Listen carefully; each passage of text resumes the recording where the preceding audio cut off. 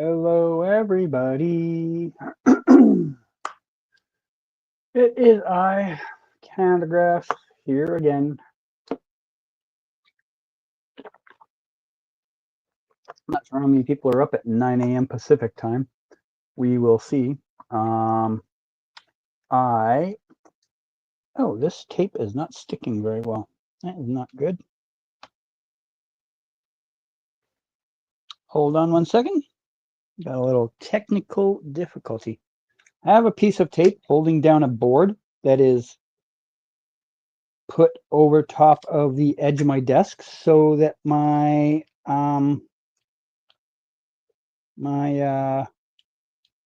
cord doesn't catch on the edge of my desk. If you guys have been here lots, you would know this is a problem I have a lot. So I came up with this little like system that I thought was foolproof, but the tape I am using does not seem to be sticking to my desk very well on the main side. I don't know why. Maybe there's grease in there or something. I don't know. It is on the underside at least, which is I think the more important piece, but yeah. What movie did you like better, Superman or Thunderbolts? That's a tough one. I would say Thunderbolts. I loved Superman, but I think Thunderbolts was also like the quality of the story in Thunderbolts was better. I think Superman was great. Don't get me, wrong there, but I think Thunderbolts is a better overall story. Um, so yeah, I would give Thunderbolts the win in that one. They're both movies that I went and saw more than once. I know I saw Thunderbolts at least twice, maybe three times. And I know I've seen Superman twice. Um, yeah, so yeah, they're both great. Which one was your favorite there, Abby? How you doing, by the way? I wasn't sure if too many people would even come in, considering it's early in the morning, but we'll see. I just felt like chatting. I decided I hadn't done one in a while, and everything else I've got going on, I've kind of hit a wall at how much I can get done right now. Like I got, some work stuff that is just sitting around. I'm picking away at, but there's only so much of that I can do. So I thought I'd talk about a few things, but we'll see if anyone even shows up. I mean, I do these so rarely now that it's not like people have me as their like go check out, see what Canada Grass is up to right now thing like there was in the past, right? Um, so yeah, we'll see. Da, da, da, da. So I do have some topics. I think Thunderbolts is the best comic book movie this year. I agree. I thought the movie had the best emotional weight. I also agree. Yes. The I know I said this in the past on here. It is a movie that, depending the headspace you're in at the time you go see it, I don't know if it was a movie that everybody should go see just on their own. There are certain people who maybe would be in a particular headspace who I would recommend you go see that with a friend, just because it could make you feel some things that maybe you're not expecting to feel going into a movie. But it is done so well, such an excellent job at it, that you kind of have to just give the movie the credit of like it did a great job with what it was trying to talk about. The emotional weight is, yeah, amazing. Bob's character, we don't know at the start of the movie anything about this guy, yet he ends up being a character that uh his story going forward is semi-similar to pretty much everybody else in the Thunderbolts slash New Avengers team's story as well. They're all going through stuff. We see it through Yelena's backstory. We see it through John Walker's flashback. We of course know Bucky is, had a problem or two in the past. So like we see his story as it goes forward through the eyes of all of them also going through similar things. Hmm. How'd you feel about Superman? What was your grade on Superman, or how'd you feel? And this just isn't sticking very well. I'm not happy about this. This is mildly concerning. I think it'll hold up, but I keep looking at it thinking it's not going to. Uh, yeah, so I do have some topics lined up. We will talk a bit more about Superman.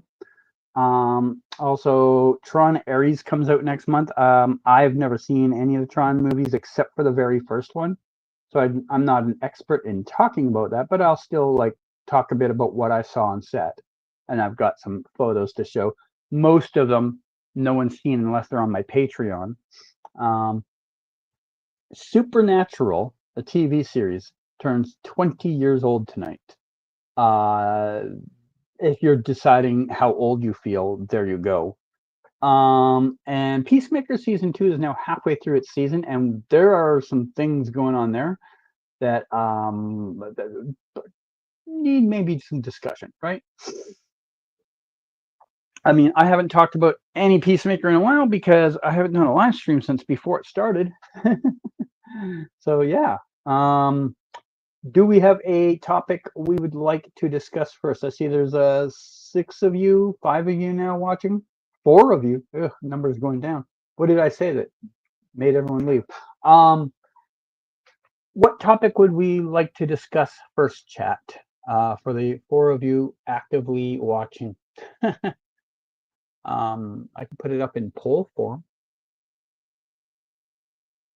I don't plan on being here for like 3 hours. Like this will probably be only an hour. So uh, if I don't get an answer soon, I will just start from the bottom and work my way up. Doesn't look like anyone really has an idea. So I'm going to see if I can add a poll. Can I? I should be able to. You want Peacemaker? All right. I will probably start with Peacemaker unless I get other opinions.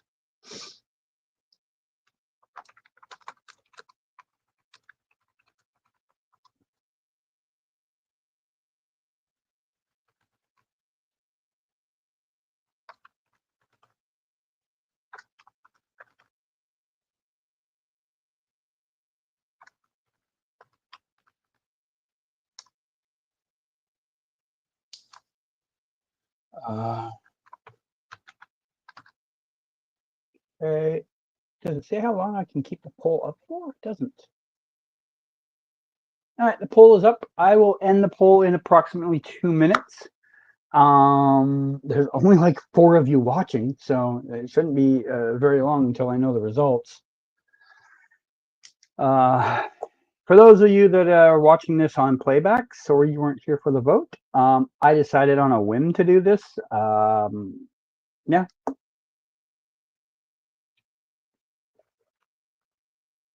I know this isn't a time that's conducive for everybody.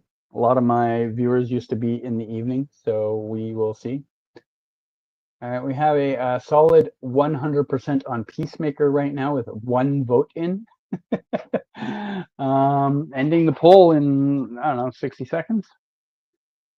Did my tweet even go out? Like, I feel like, yeah, it did. Okay.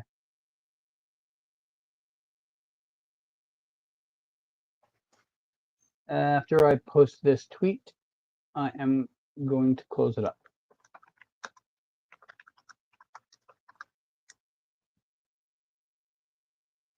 Closing it up in 5, 4, 3, 2, 1, and closed. Well, with 1 whole vote, Peacemaker wins it. So, yeah, I guess you're going to get your wish there, Abby. Hello, Captain Falcon Main 65. Since Flash ended, I think. Yeah, well, there hasn't been a lot going on here. Like, we've had odds and ends happening here, but nothing that like is like nothing that draws big attention like superhero content. We haven't had any superhero content here for a while, so I haven't really been as active. But we are going to start by talking about Peacemaker season 2. If you have not watched any of Peacemaker yet, you can mute the stream. I will have a photo of Peacemaker up so we know what topic we are talking about until we are done with that. So give me a second.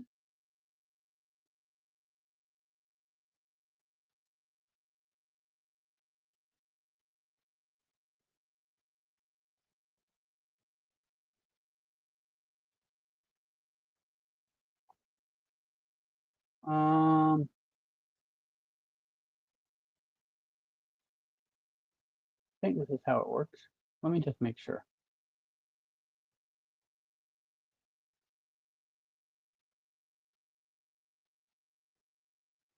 That's what I actually meant to do. I have to close this up.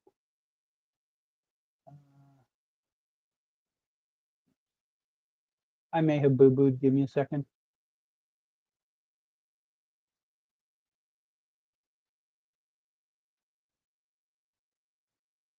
Not what I meant to do. I can undo that. Not what I meant to do.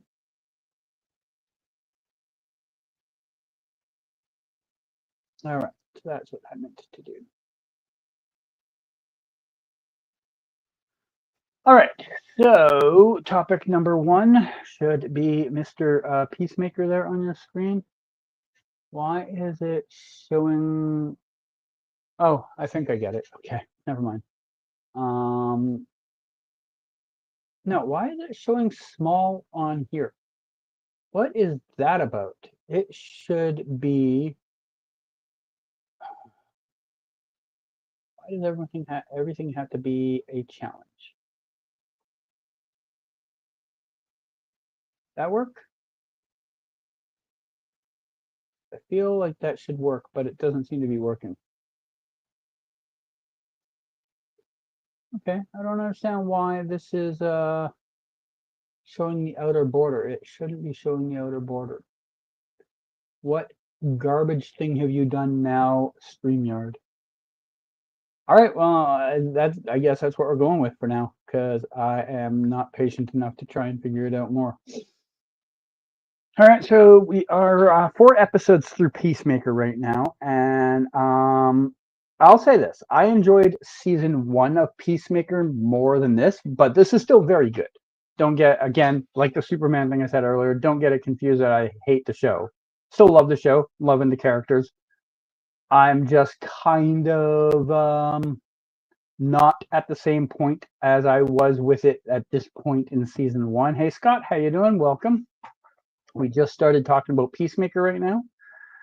I am very curious about the alternate world. I think everybody and their dog has pieced together a couple of things about that place that we'll get into, but there is a lot to be discussed there. I don't.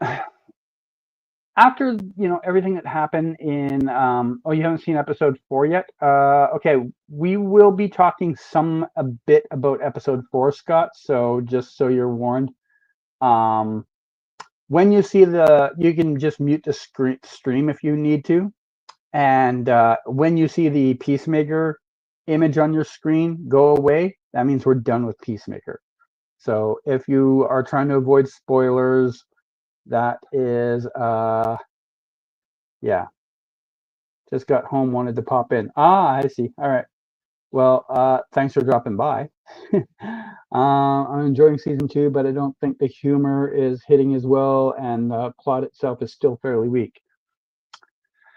Okay, so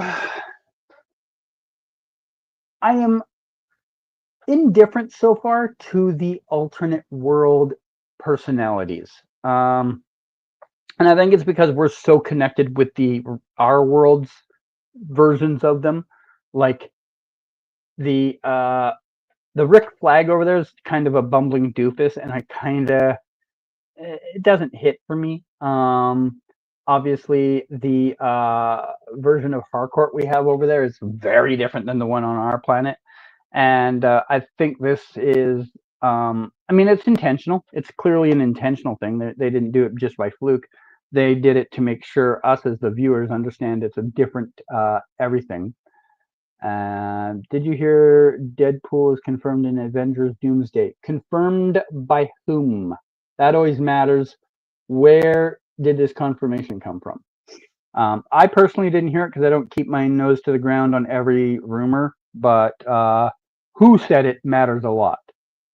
If it is Marvel fans 3275964321 and not Kevin Feige, then it doesn't really matter.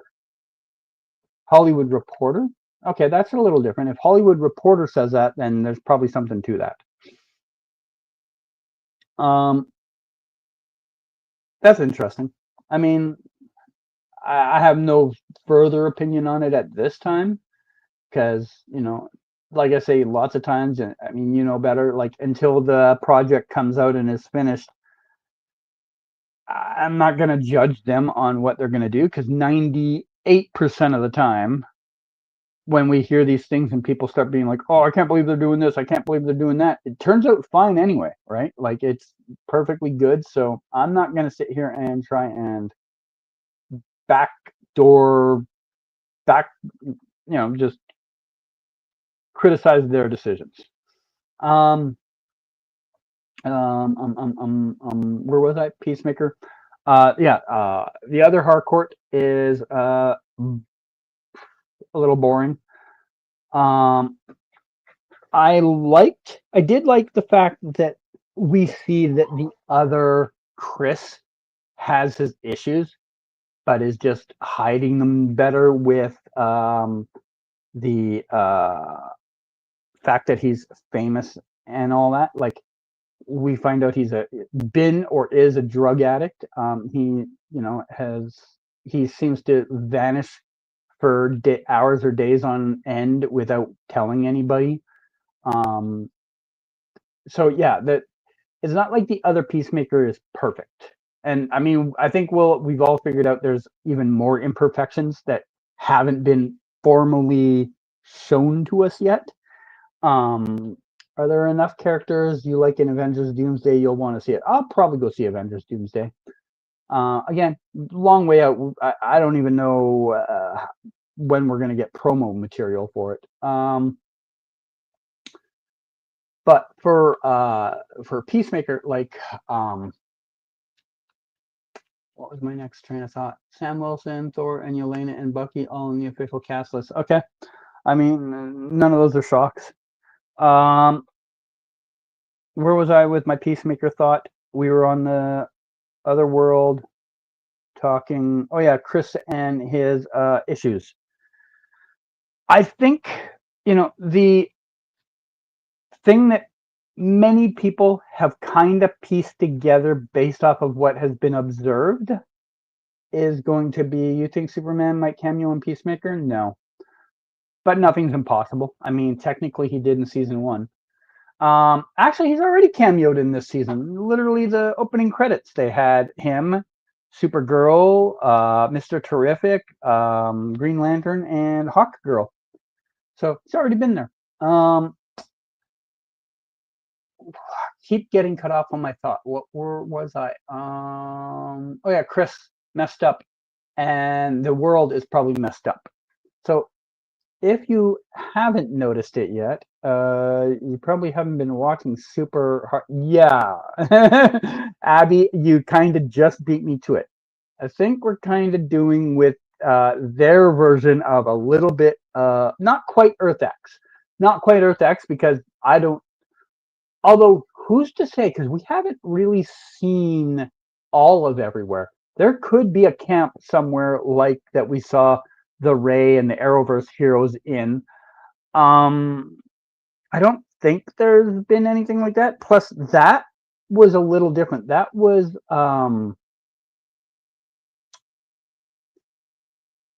they were putting everybody in those camps, whereas here there seems to be a blatant, clear omission of people of color in this world. A few of the reactors have noticed it. A few other people online have. And I noticed it too. I didn't notice it immediately as fast as other people did. I noticed it by the end of that episode. By the end of episode 3, I really was kind of like, is everybody over here just white? Like, it wasn't immediate to me, but I did figure it out eventually before the episode ended. Um, and I think they're really now, Scott. We're going to talk a bit about season or episode 4 here, just so you know. I think that episode 4 is going to lead to the start of Chris maybe not loving this world, and you got to head back to work. All right, have a good one. Take care. Um, I think we're gonna see Chris go over to the other world with Adebayo, and that is where he's going to realize this place isn't the utopia he thinks it is. I don't know if they would have the nerve to kill off Adebayo, but I think while she's over on their version of Earth X, it's at least a consideration. It's something that you could conceivably think is possible.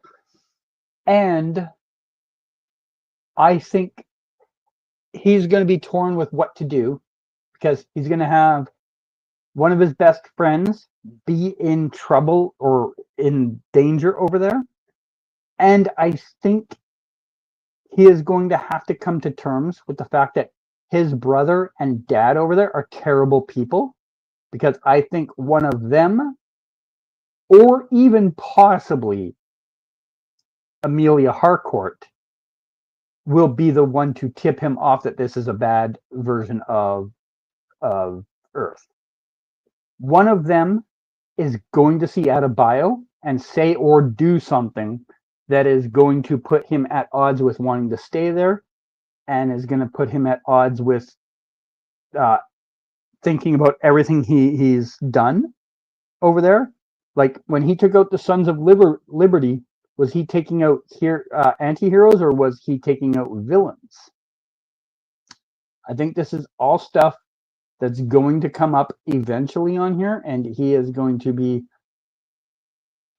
pretty devastated when it does. Um, like I said, I don't know if they have the audacity and the nerve to knock off Adebayo's character.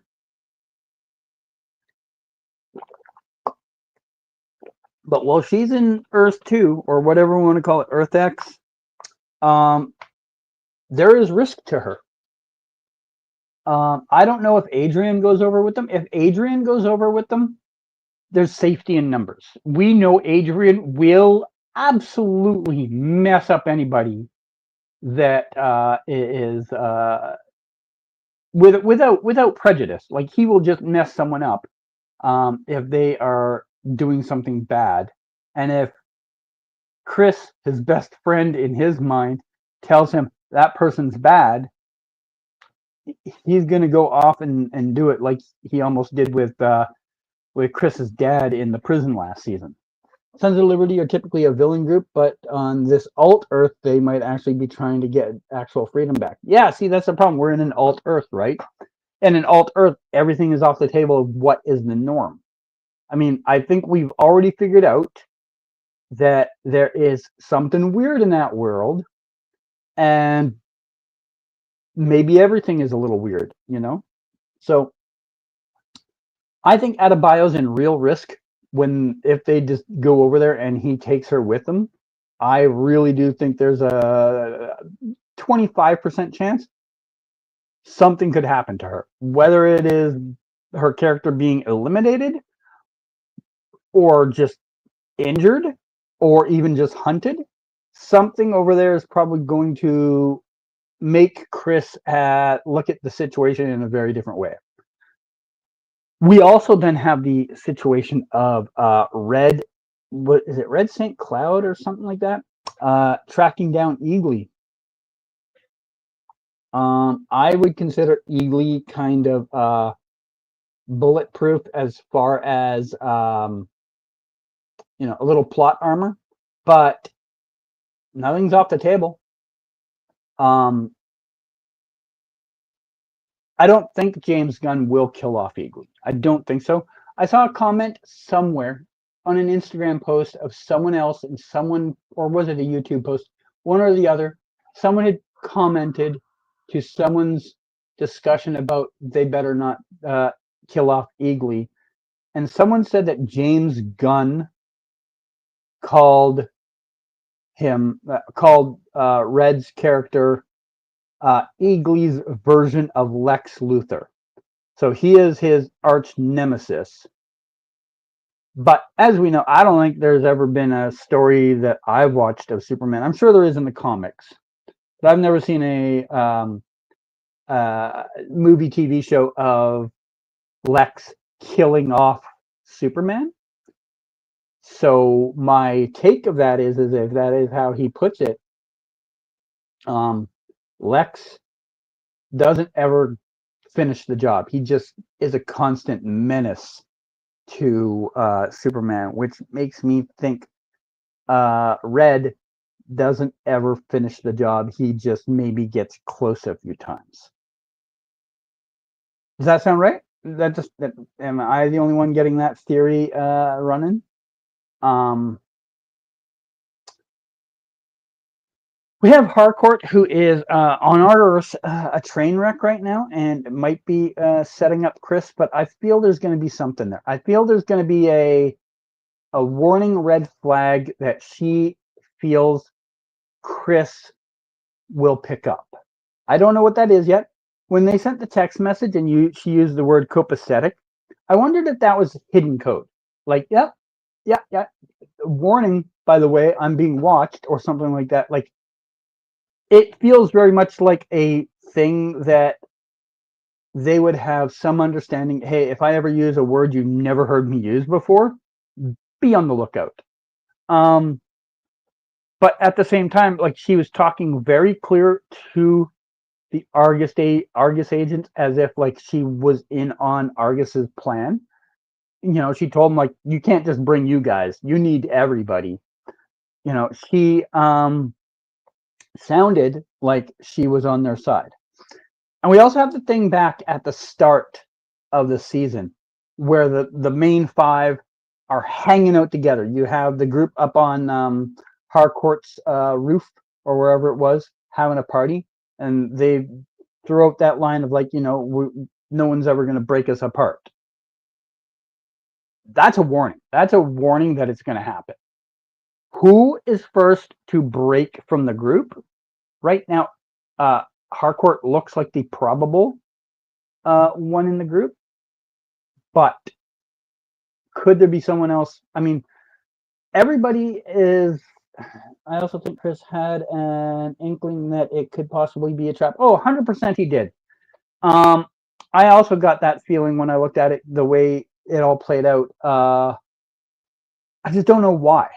I don't like the connections are both like on the screen together. I just can't get them to connect together yet. I don't know what the missing piece is that's going to get us there.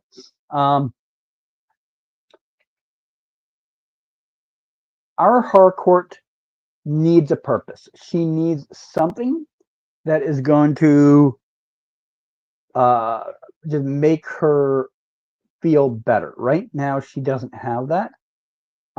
She doesn't have a job, and she has no purpose, and she's looking for that. And because the fact that Rick Flag Sr. has offered her a chance, she's considering the idea of selling out her friend.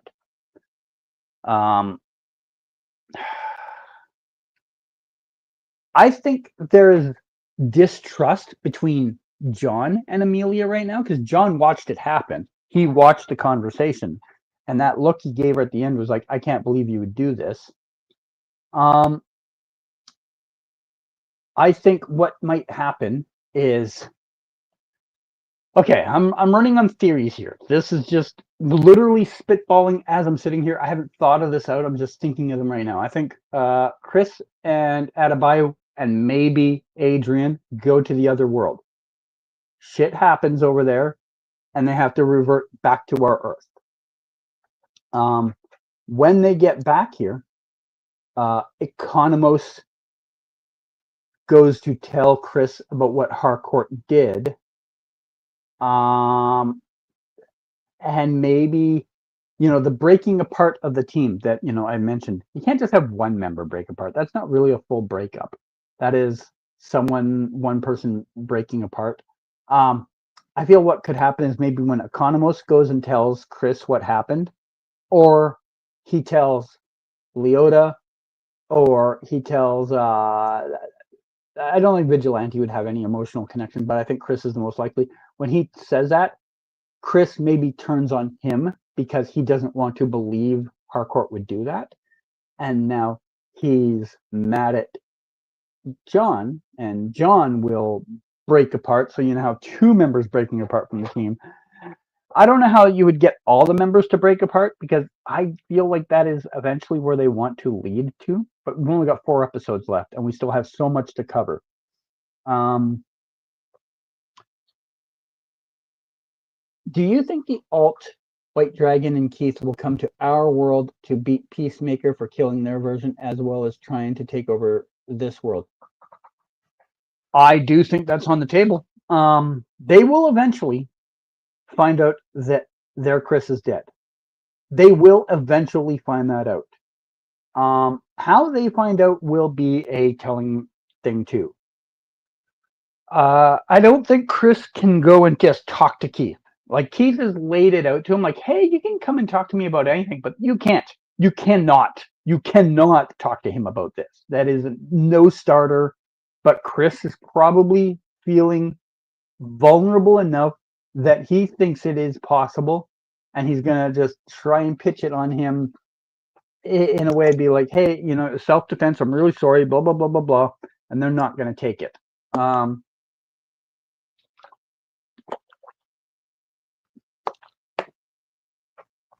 I do feel that before all of this is over, I think he's going to have to kill Keith. Maybe both of them. But I think Keith will be the harder one for him to do, because when he did it on his world, they were just kids. And on this new one, they're longtime brothers that have grown up around each other, and this is what he's wanted. His father is a little different. His father on his world, he knew, was a piece of shit. So killing another piece of shit version of him maybe doesn't impact him nearly as much as having to kill Keith. And I think we are going to eventually get there. It would suck if every season ends with him having to kill one of his relatives. What have I not talked about with this? You said about Vigilante hasn't got enough yet this season. I agree, but I don't know where you fit him yet. They're not facing a worldly threat yet. I also, that's another thing I noticed. Is quick, and I don't know if everybody notices it. When Rick Flag Sr. is in Harcourt's house, he sees the picture of the 11th Street kids sitting together in the van. I don't know if it's common knowledge to Argus that Adrian Chase is also Vigilante, because when we have that scene earlier where Tim Meadows' character is sitting in the van with John, he asks who that is, and John has to tell him that's just Adrian Chase. No mention of Vigilante, doesn't spark alarm bells or anything on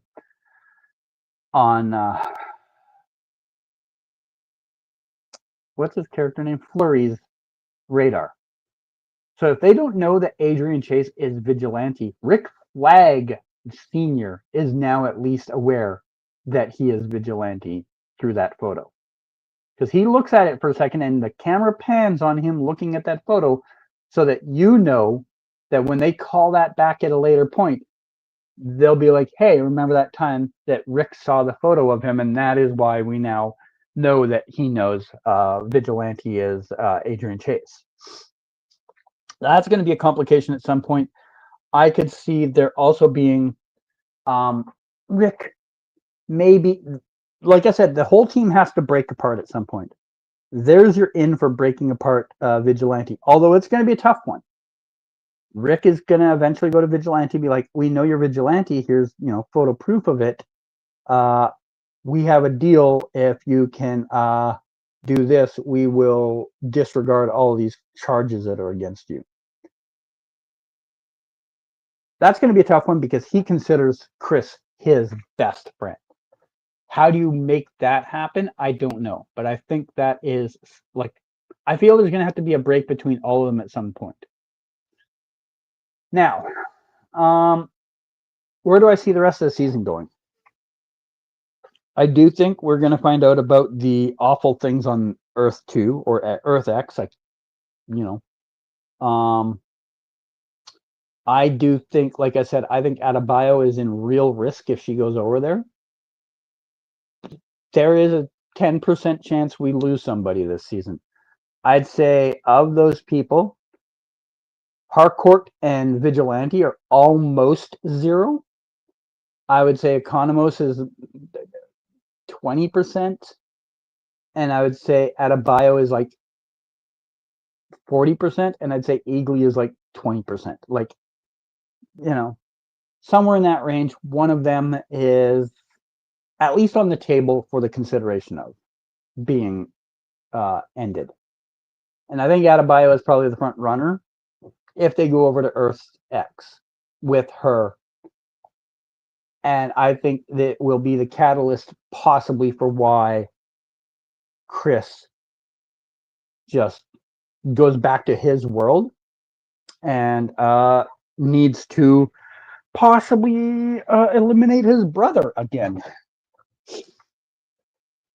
Any other ideas? Anyone got any theories that I haven't thought of, or bring up some things that I haven't brought up? Oh, by the way, is that Eagly fight scene where he took out the 5 Argus agents? That was amazing. I mean, I have never ever in my life considered that one parrot would mess up 5 adult males, or 4 adult males and 1 adult female. Just never dawned on me that a duck could do that, man. I'm sure there's probably a couple other things I have forgotten about. But I think I've crossed most of the things off the list. What do you think of Argus? Do they seem like bumbling idiots, which I feel undermines them? I don't think they're bumbling idiots so much as I think Eagly is such a badass. They also didn't. I doubt they sent their A team to go do this job. They didn't feel they were going to get smoked by a bird. They sent the new kids on the block to go deal with it. You know what I'm saying? When they went back the second time, they had like 25 agents. They were not messing around this time. And, they had the girl who's like Rick Flag's assistant. She was in charge of things. Like, they weren't messing around the second time. The first time, I think they were messing around in that they didn't think this was a serious challenge. Although I do see part of that for this time, because this time they didn't surround the house before going in. They allowed Chris an escape path before they went into the house, which was kind of stupid.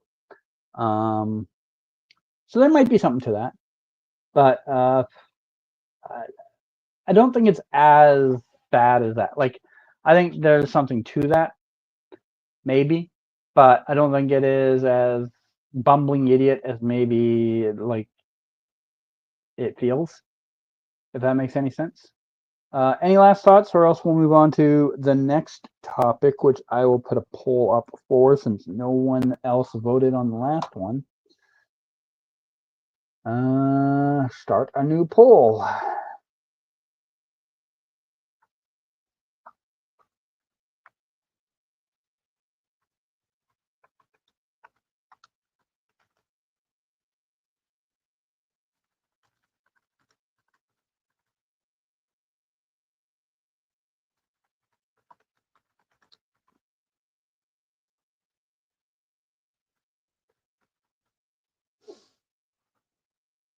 All right.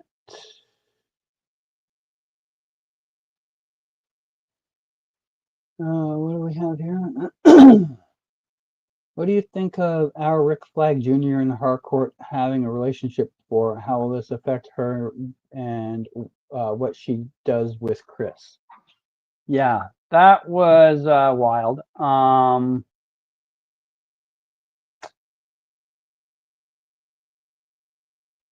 don't know. I know it's a cop out answer, but I don't know what to make of that because she has clearly changed her feelings on Chris over time. She was aware Chris took out Rick. She was 100% aware of that. She is part of that mission. Um, and that is probably why she hated him so much at the beginning.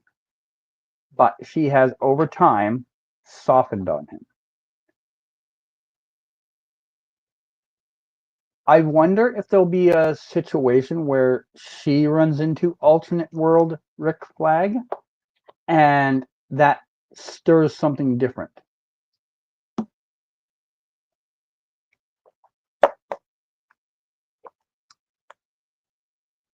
I honestly don't know. I don't know, and I mean, I've thought about where that's going to lead, but I don't know. And also, do we ever at any point find out like more about Rick Flag's other girlfriend? What was it, Enchantress or something like that? Like, are we ever gonna see something connected to that? I don't know. I think that's a no one really has a good vibe answer on that one. Probably. Who knows?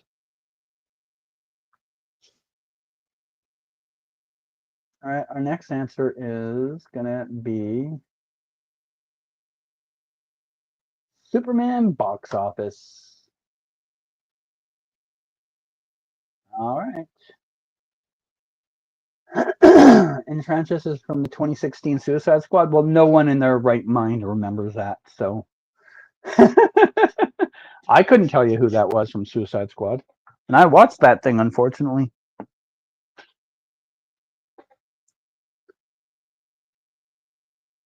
I mean, I don't know personally anyone that's ever watched that movie more than once. So does anyone remember that character?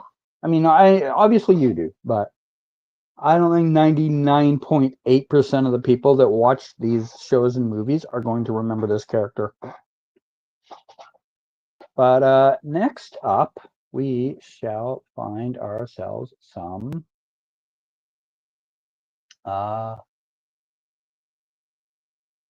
Superman discussion. Do I even have anything for Superman in my set to put up? Don't think I do. No, I don't. I do not. Oops. That was a boo-boo on my behalf. I have all these tabs set to talk about things, and oh wait, no, I do. I just remembered. I do. I do. I do. I do. I do. I do. I do. I'm not stupid. I got something. All right. So Superman box office all time is, drum roll, $614,594,002. Now there's still some time left on it, but it's never going to break 620 million, and it's going to even be a little.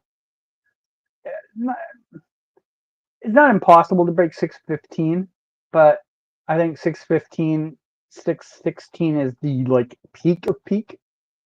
How do we feel about that, guys? How do we feel about that as their final number? I mean, that puts it, I think, like fifth or seventh this year in overall box office. Seventh.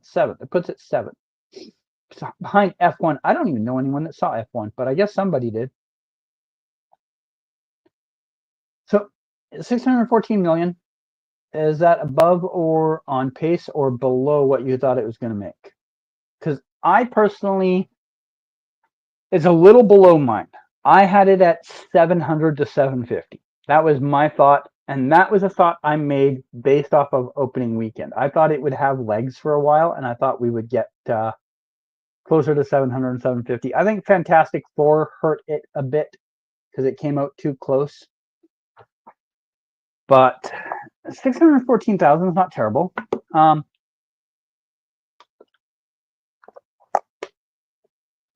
I'll put this as a I'll put this as a draw.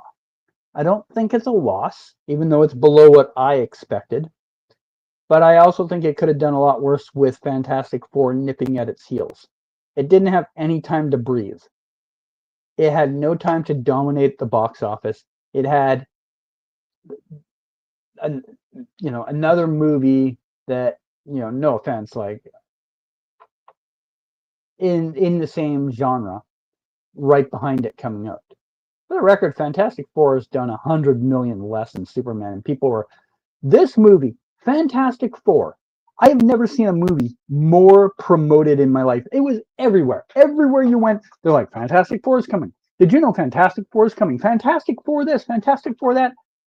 Everywhere. Superman had good coverage, but I think for every dollar Superman spent on advertising and promoting, $2.50 were spent on Fantastic Four.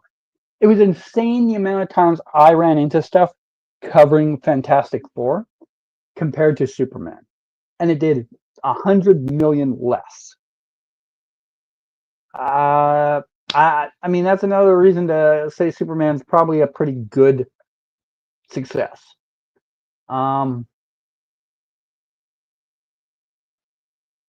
What do we feel about that? Like, not thinking about the movie specifically, like the details around the movie, just the numbers that it pulled in.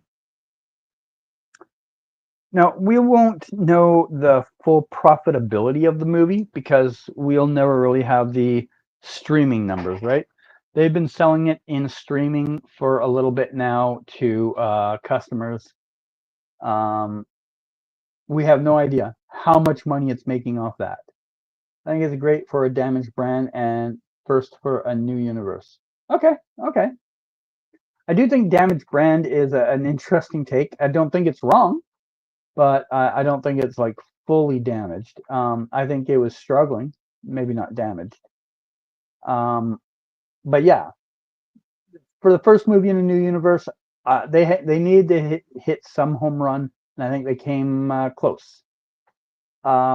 Before we get too carried away in this, I am going to take a small break. Not long, like just a few seconds to a minute. I just got to go to the washroom. If I can get my phone to do what I need it to do. Can't get it to turn sideways so that I can turn the thing off. All right, I'll be back.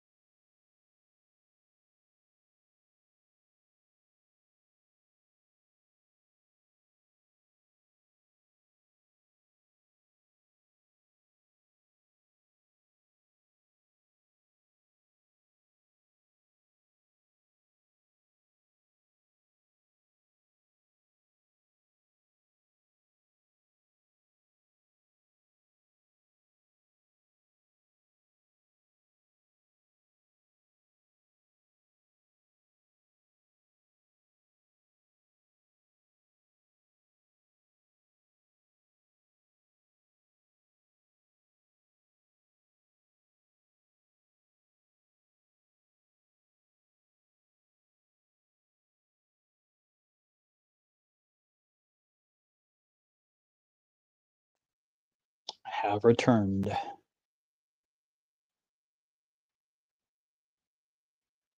Yeah.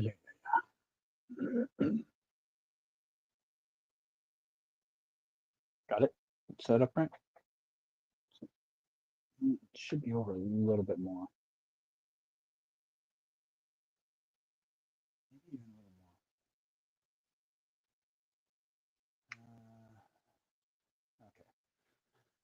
Okay. It's always a little bit of a challenge setting up my phone because the button to turn it on and off is like kind of like, say this is the whole width of the camera, the phone. It's like here, like it's almost at the center. So the the device that holds my phone up needs clamps on the bottom and the top, and I have to kind of shift them off to the left quite a bit. But if you put it too far to the left, the thing's just gonna like tilt. So I have to try and make it as close to the center as possible, but I can't go like past center really because of the power button. Yeah. So anyways, yeah, Superman, solid movie. I mean, I think I've talked about it on here before, but maybe I'm wrong. When was my last live stream? San Diego Comic-Con, July 27th. I don't remember when the movie came out. When did Superman come out?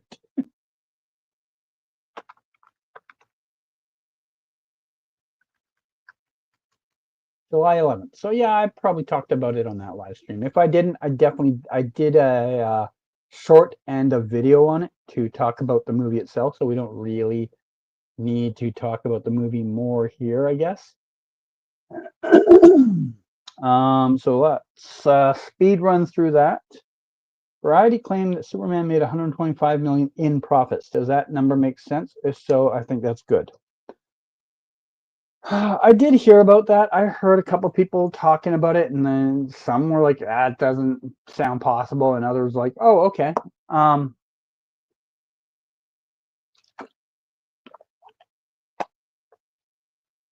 Maybe. And the reason I say maybe is because I think at the box office solely, I don't think it makes 125 million in profit. But it's now been on streaming for a while. They had that, well, not streaming, but pay-per-view thing. You could buy it to watch at home. So that added money to its numbers, and it is still making some of that money. Maybe. I mean, I'm pretty sure it made a profit in the theater. Like, I'm not going to sit here and be like, oh, it made nothing. I'm pretty sure it made a profit in the theater. But I don't know if 125 million, because it's $614 million movie.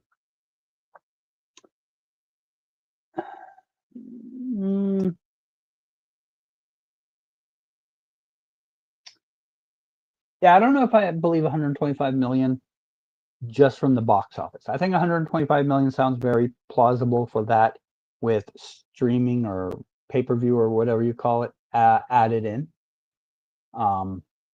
That seems more realistic, you know.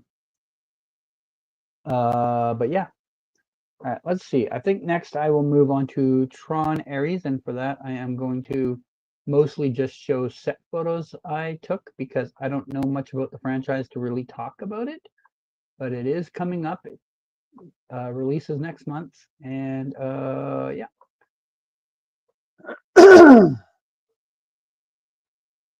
It's the famous Canada grass. Oh, hey, Arpon, how you doing, man?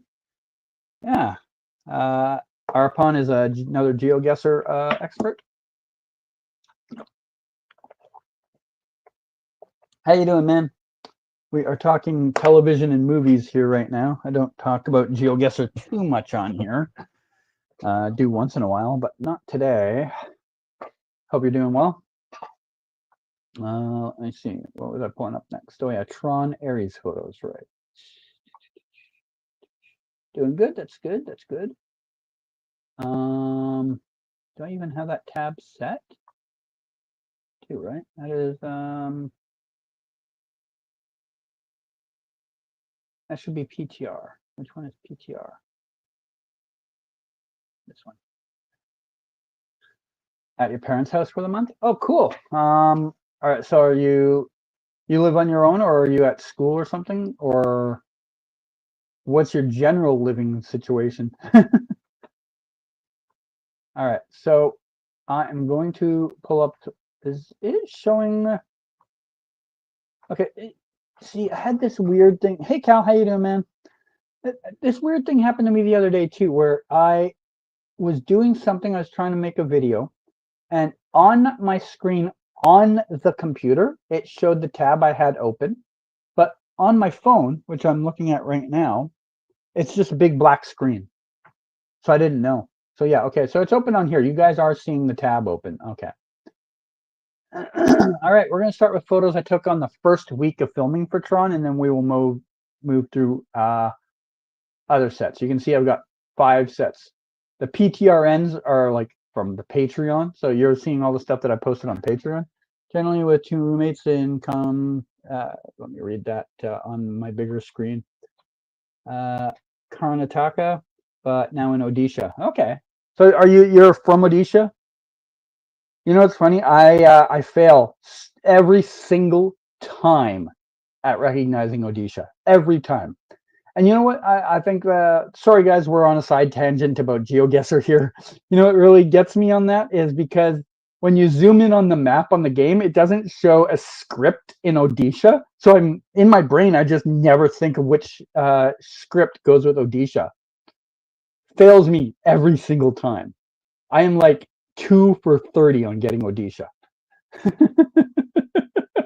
I mean, I'm not very good at India in general. Like I'm not good at it. Like outside of a couple of the metas that everybody and their dog knows. But Odisha is probably my weakest province or state. State or I can't remember. Is it a state or a province in India? Province, I think. No, state. Oh, I don't know. You'll tell me in a second. But yeah, yeah, it is a state. Okay. Yeah, I fail there all the time. I mean, I do bad in India on average without like a place name and some idea where that place is. But Odisha is probably my weakest one of all of them when I just have to like vibe guess off of a little bit of like text or none at all. But all right, let's get started on the Tron photos. So the first ones we're showing here are week 1 stuff. By the way, Cal, if you're looking for discussion about Peacemaker or the Superman box office numbers, we've already had that, but I can answer a question or two amongst photos here if you've got stuff. All right, we're going to start off. Let me make sure it's showing up on my screen here. It is not. So I'm going to have to re-tab this and fix it. Man, it's just so many little. I feel like StreamYard did something different in the last year, and it's not the best anymore. All right, we will start off here. This was the first week that they did of shooting, and some of you have probably already seen some of these because I think I've posted them before, maybe in here, but I wasn't sure I did, so I'm just adding them in with all the other stuff that's coming up.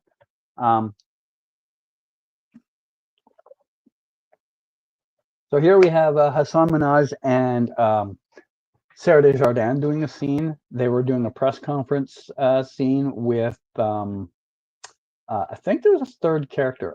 We'll get there maybe, or maybe it was just those two. Not a lot to discuss because I don't know the characters, so I can't sit here and like just say, oh, you know, this person is doing this scene and all that stuff.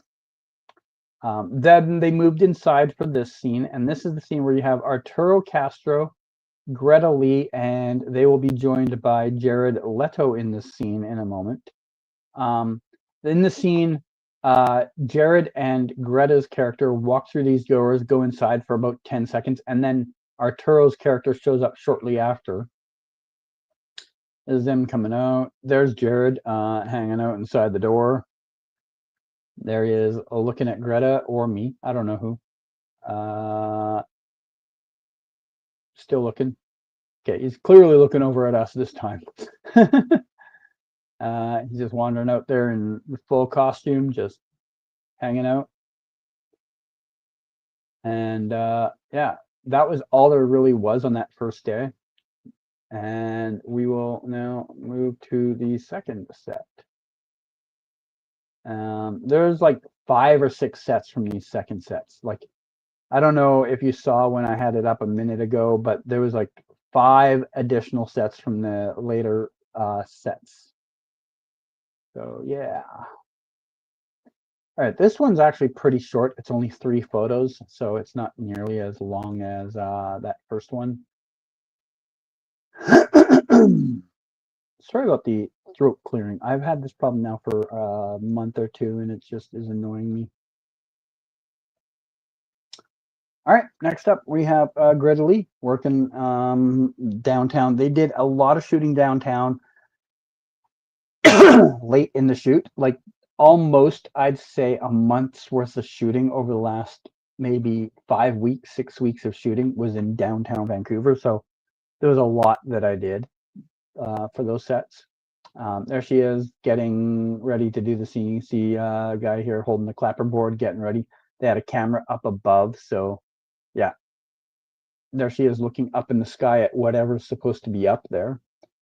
And then lastly, she's like looking straight up now as it's going over top of her. So yeah, that was all there was from that set. Kind of boring, but I thought I would show them because didn't want to skip any days. All right, next up will be a little more of Greta, but we also have a new character come in. Where is my... Okay, never mind. All right, next set will be like a day or 2 after that set. And we still have Greta on the set. There she is standing in a circle of lights.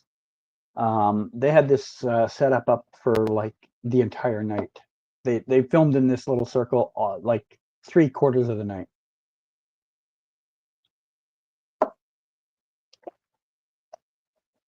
They eventually moved a little bit further down the street. Like you can just see off to the edge here, this over here. This is like debris from stuff. But she's standing here for most of the night. And then they have this machine come in. And inside the machine is a person. I don't know if you can really see it here because my watermark is conveniently in the way. But there you can see, just slightly, you can see part of her right there. And that is new character that to when I was filming at least came in. We have Jodie Turner-Smith on the scene, and they literally brought her in this machine, like brought her to the ground. She didn't have to walk down the stairs. The stairs came to the ground for her. And yeah, so that was that night of filming. Next night would be 2 nights later. We had more scenes of the same 2 actresses working out there.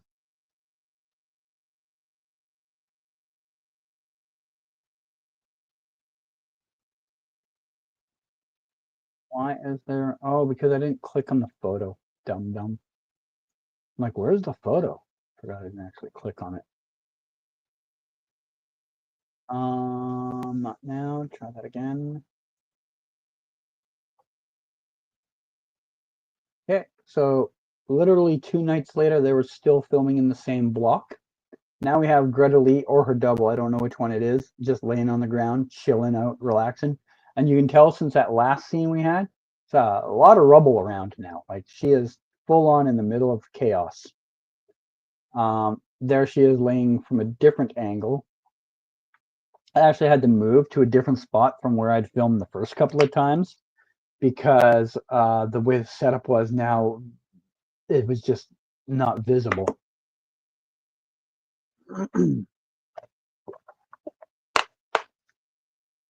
Like when they're filming a scene, a lot of times they'll film everything from this angle, and then next night they'll film like this way. And when they do that, they have to move all the equipment around, which in this case was in my way from my original spot. So I moved to a different spot this night, and you can see there's still some equipment, but it was a lot less than where I would usually have photographed. So you see Jodie Turner-Smith's character looking down at her on the ground. You can see her like here on the ground, and Jodie's standing over top of her. And they had the red lights were out there again. So yeah, that was the second night, or sorry, third night. Technically fourth. There was one night that I didn't go in between those days. You also got to remember, by the way, this was 2 months after my heart attack. So I was not in like tip top shape of going out day after day after day after day. This was the first time I'd really done a night after night thing in the whole time since then. So yeah, this was my first big venture into photographing after all of that happened.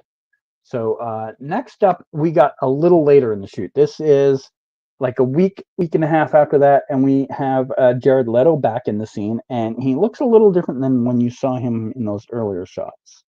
You'll see why in a second.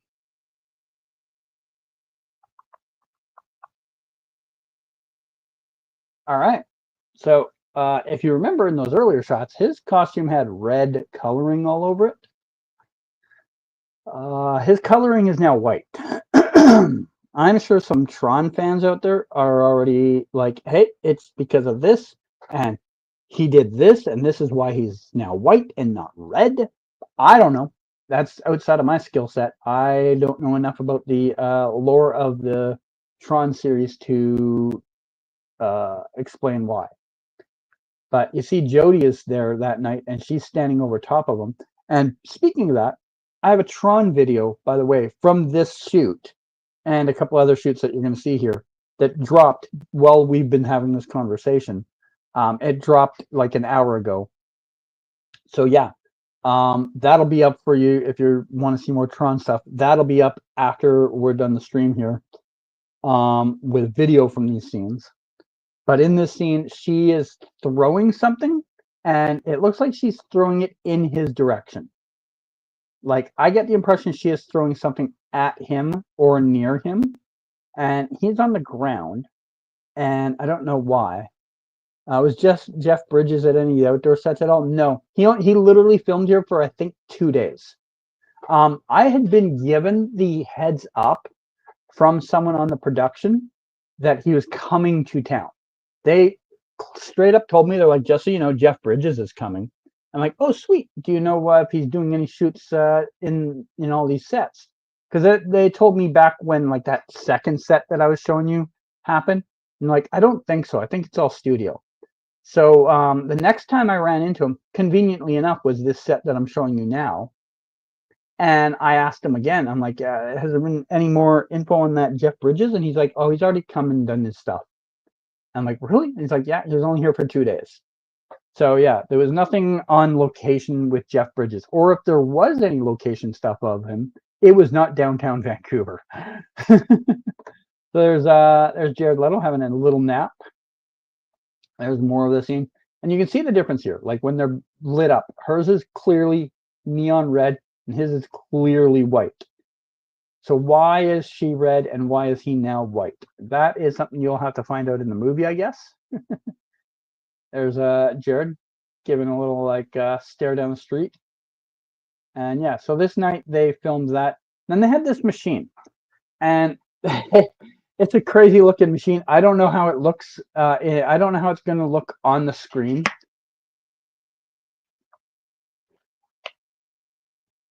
But it does a scene where it drives down the street fairly fast, and I don't know what these things are out the side because they go out both sides. You can see it over on here.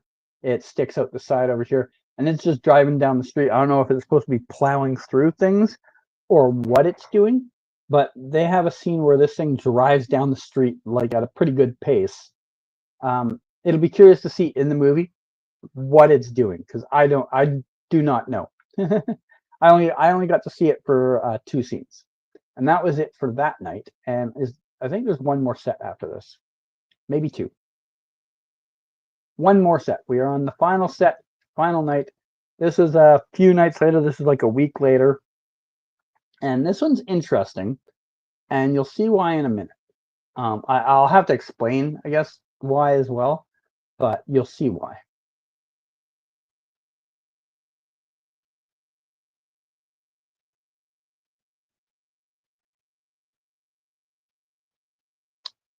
Thoughts on the Charlie Kirk stuff? I'll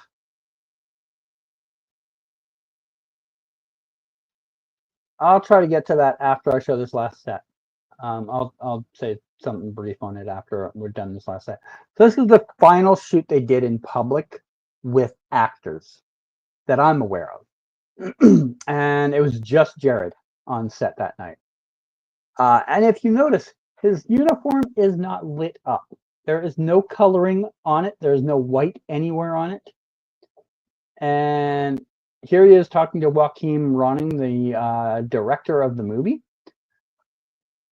Yeah, in this scene, there is no lighting on his uniform anywhere.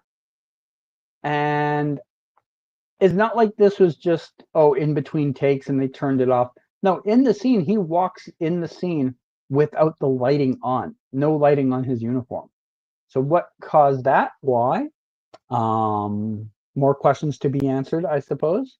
There's a good close-up of it. You can see, like, it even looks a little different than the other one. Like on the other one, there would be the lighting design right here on the chest. It doesn't even exist on here. So that's kind of curious. There he is talking with Joachim again. And there's one more, and that's it. All right, so yeah, that is the Tron photos. That movie comes out next month. I think October 10th. So yeah.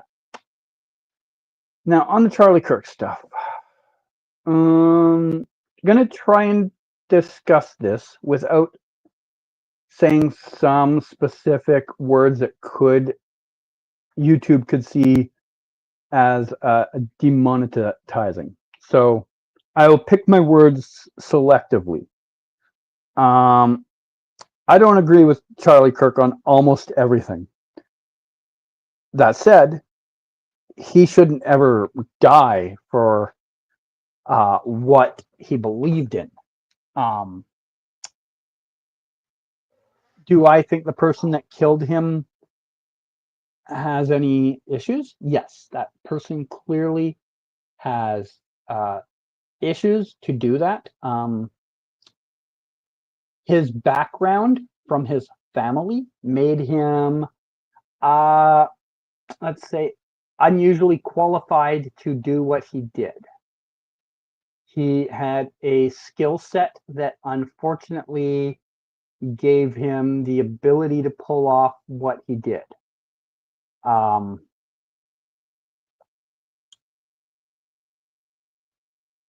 I didn't find out about Charlie until several hours after he had already been officially confirmed deceased, because I was asleep. I was sleeping through the daytime at that time. I still am.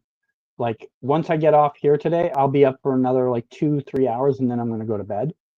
So I didn't find out till late that night. And once I did and looked around and found out everything, and I saw the video, by the way, from the front row stuff. That is wild stuff that you shouldn't necessarily go look at if, why am I so fuzzy? That was weird.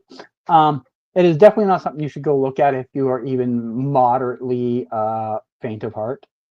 You shouldn't look at it anyway, but on top of that, you shouldn't. What I'll say on it is, again, he never should have ended up, his existence shouldn't have ended that way. However, let's not pretend that he didn't advocate for the very thing that did that. He advocated heavily for people to have the right to that type of machinery. He had even made comments about how that the loss of some people was an acceptable loss for those rights. I doubt he ever expected that to be what ended him, but it is.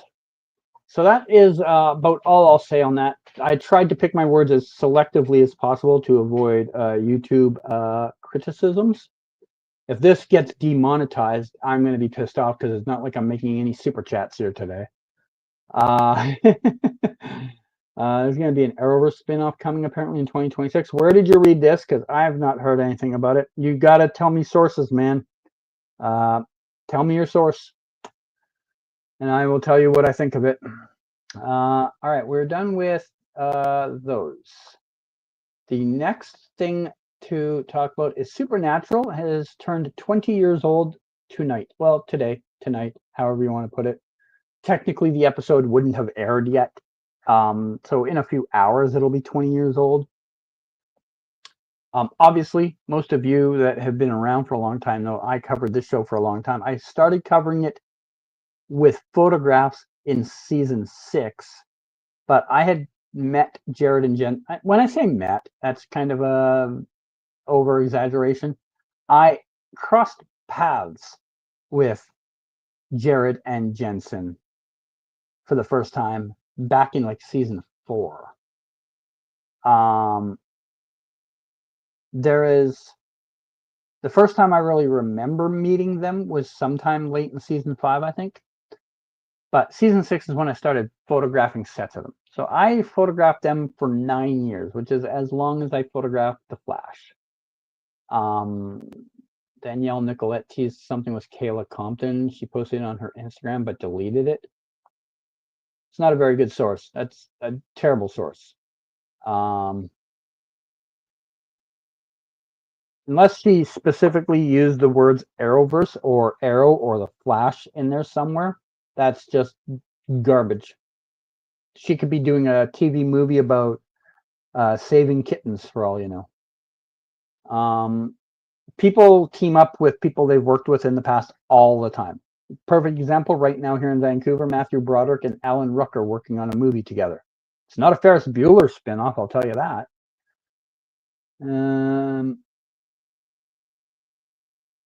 It had a V logo on her script paper. No idea what that could be. But you're going to need to find someone that took a screenshot of it to show me what you're talking about, because I'm not likely to find it. Let me just try it real quick.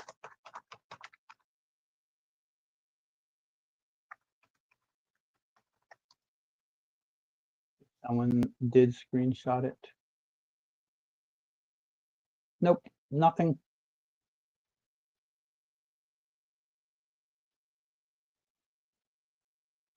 All right. Yeah, so unless you have a screenshot of it, Flash Facts for Real could show you if you DM on Instagram. Not my job to look for it. It's yours. You're the one that brought it to me. I am a disbeliever until I see something more concrete. Where was I again? Supernatural. Season 6 was the first season I really started working on the show. Now I'm going to show you some photos from season 6, along with season 7 and season 8. And the reason that it's multiple seasons is because I didn't have a lot from season 6. So what I'm doing is I am going to just post season 6 photos with some season 7 and season 8 photos mixed in as a teaser for people on my Patreon to show them what'll be coming up in the future on season 7 or season 8 stuff. So that is the idea of what the set is about. Is there a reason why JLM became a guest star, even though Irrational started filming in April. Yeah, because literally he had a new show to do. They don't just show up the morning that the show starts filming and start like filming. You have weeks of uh, rehearsals and script reads, and he was also a producer on that show. Like he had his hands full, you know. He was preparing a new project. He wasn't just walking in that day and like reading some lines and going home. So last thing that we'll talk about here is Supernatural season 20 set photos. And then that will be it. These are out of order, by the way, because when I was labeling them, I didn't think about the fact that they might be out of order. So I may not have season 6 ahead of season 7 and stuff like that. All right. So this is, I believe, season 7. I want to say 7. And we have Jensen Ackles there talking with, I believe it's Mitch Pileggi, just based off of the body style. Could be Mitch Pileggi's double. I will say that. Could be his double. But this would have been season 7, I believe. This is Jared Padalecki with Mitch Pileggi's double on the roof. And then there he is again. And you can see Mitch and his double in this scene. Double is off to the side there, and Mitch is just sitting on the roof waiting for the scene to start. And he's talking with somebody, might be the director, might be a script supervisor. I don't know which one it is. This set I know very well was near where I used to live at the time. Like I could have sat on my porch and photographed. Well, not this specific part because this was further down the street, but there was parts of the scene I could have literally sat on my porch and photographed it. But this is Jensen on set, and then he was here with a guest star whose name completely escaped from my mind right now. And it never dawned on me to look it up before we started doing this. Oops. Apologies to whoever the actress is. Yeah, it's not coming to me. So here's Jim Beaver at set one day. He came over and met with fans while they were doing a scene with a couple of the other actors in the background. Like you don't see it here, but you see it in a second. But he came over, met with fans that day. And here you see Jared going to get into a vehicle. Misha was also on set in this scene that he's in, but you don't see him quite in this angle. So there's the car on set one night. I ran into it a few times over the years. I think this was the first time though. Honestly can't say for certain. This set I remember very well. This was in New Westminster. This was season 6. This is one of the ones where I know it's season 6. This was in New Westminster, and the car was on set, and they were filming a scene with the boys up top in a hotel, and then they did a scene later with Misha down on the ground that you will see in a moment. Those boys looking down out the window at broken glass window down at the ground. And then there's Misha down on the ground, and you notice behind him here this green thing here. This is what he'll be laying on in the scene. I think it's supposed to be a crushed car. I think it was supposed to be. But you know, you have the green screen there so that they can put in what they want when he's on it. And then this was out near the studio, not in the studio itself, but like a block or two from the studio. They were filming one day, and I caught Jensen and Jared out there having a laugh. And then here's the 3 of them together getting ready to film a scene. And this is the set that Jensen directed his first time. You see Jared there looking at Jensen, and Jensen's like just getting ready to do his work. And then you see Jensen there telling crew members like, okay, this is what I need. I need something done over here. This is what's going on. And then there he is giving the thumbs up while Jared is checking his phone. Very, very serious there. And that's it. That's what's on the Patreon right now in the free section. There is a medium and large version of those photos on Patreon in the paid sections, but they are up there in the free section, along with the photos from you know, Flash season 1, Arrow season 1. I am in the process of finishing Supergirl season 2 set photos to put up there. And like I said, there's always a free version, but they're only 300 by 400 pixels. And then, you know, 1200 pixels will be the medium, and then 4000 pixels is the large. So yeah, you're right. Mitch did play around the con, and I photographed him on the Supergirl set. So that is it for all of this today. Thanks for everyone that hung around. I know a couple of you just came in, poked your head in for a minute and left.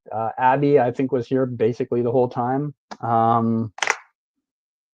Hopefully me talking about that one particular topic did not destroy the monetization for this, because 0 super chats again today. I think it was like the 3rd stream in a row there wasn't a single super chat. Kind of wild. So fingers crossed it's still monetized. Not that it makes a lot. It's not like there is $1 billion to be made on it. Is your background Ukraine? What? Can you explain what do you mean? The thumbnail? Is that what you mean? The thumbnail for the video?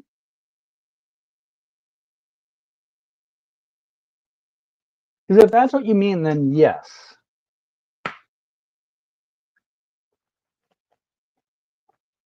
Am I Ukrainian? No, no. I am Canadian. I have some European heritage, but none that is that I'm aware of Ukrainian. We had Irish, English, German. I think something else was in there, but nothing that far east. I just chose that at the time because you know, strongly opposed to what's going on there, and it just became the official colors of like my live chats. You know, I was picking a design at the time. I decided to use their flag as a backdrop, and it's now just the color of my live chats thumbnails. So yeah, like if you ever go to all of my live chats, you will notice thousands, well, not thousands, I didn't do thousands, but hundreds of yellow and blue colored backgrounds. People say you don't like Guggenheim because he's Jewish. I didn't even know he was Jewish, although his name does sound Jewish now that I should read it. How the fuck would I know he's Jewish? I didn't even know, like, it never dawned on me a second he was Jewish. Stupidest thing you've said today. All right, that is it for today. On that note, all right, I don't know when my next live stream will be. Maybe when Peacemaker ends its season. I don't know. We'll see. I don't have anything scheduled right now. I do have some photos and video clips to still show from other things that are filming here. Like we have a show called The Altruist here that's filming. I have video clip to show from that still on YouTube. And Trinity, which has Gugu Mbatha-Raw and Richard Madden is filming here. And I have stuff to post about that still with Gugu. Nothing with Richard yet. But besides that, not a lot else is going on here these days. I am still getting autographs, just not nearly as often, and probably not from anyone you care about. But that's it for today, and I will see you whenever I see you again. And thank you for coming by, and I will end here now.